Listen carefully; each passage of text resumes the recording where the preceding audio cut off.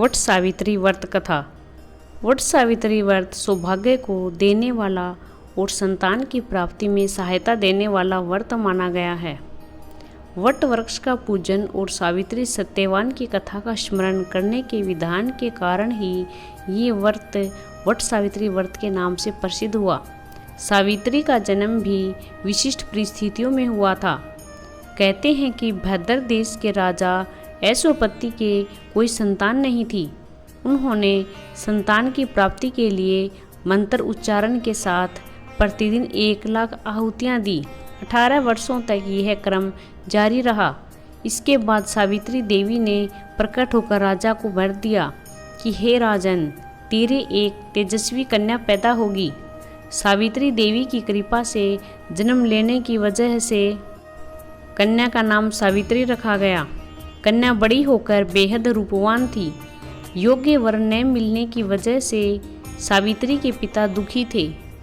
उन्होंने कन्या को स्वयंवर तलाशने को भेज दिया। सावित्री तपोवन में भटकने लगी। वहाँ शाउल देश के राजा ध्रुव सिंह रहते थे, क्योंकि उनका राज्य किसी ने छीन लिया था। उनके पुत्र सत्यवान को देखकर सावित्री ने पति के रूप में उनका वर्णन कर लिया।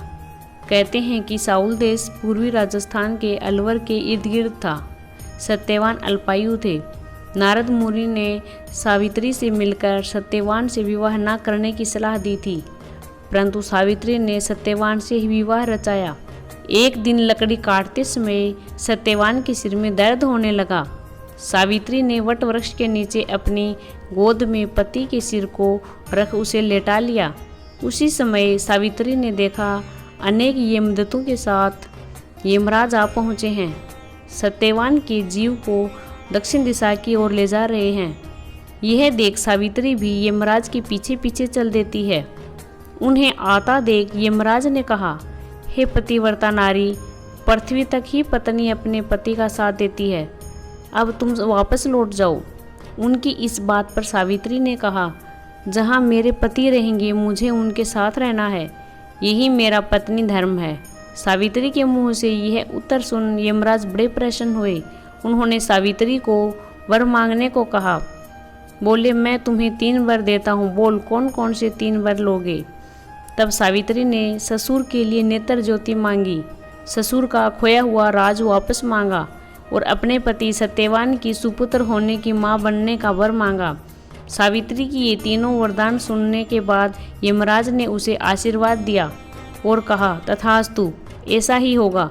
सावित्री ने यमराज से कहा कि प्रभु, मैं एक पतिव्रता पत्नी हूँ और आपने मुझे पुत्र प्राप्ति होने का आशीर्वाद दिया है। यह सुनकर यमराज को सत्यवान के प्राण छोड़ने पड़े। यमराज अंतर्ध्यान हो गए। सावित्री उसी वट के पास आ गई जहाँ उसके पति का मृत शरीर पड़ा था। सत्यवान जीवित हो गया और दोनों खुशी खुशी राज्य की ओर चल पड़े। दोनों जब घर पहुँचे, देखा तो माता पिता को दिव्य ज्योति प्राप्त हो गई। इस प्रकार सत्यवान सावित्री चिरकाल तक राज्य भोगते रहे। इस प्रकार सावित्री ने अपना पतिव्रता व्रत के प्रभाव से न केवल अपने पति को पुनः जीवित करवाया, बल्कि सास ससुर को नेत्र ज्योति प्रदान करते हुए उनके ससुर को खोया हुआ राज्य फिर दिलवा दिया। तभी से वट सावित्री अमावस्या और वट सावित्री पूर्णिमा के दिन वट वृक्ष का पूजन अर्चना करने का विधान है। ये व्रत करने से सौभाग्यवती महिलाओं की मनोकामना पूर्ण होती है और उनका सौभाग्य अखंड रहता है।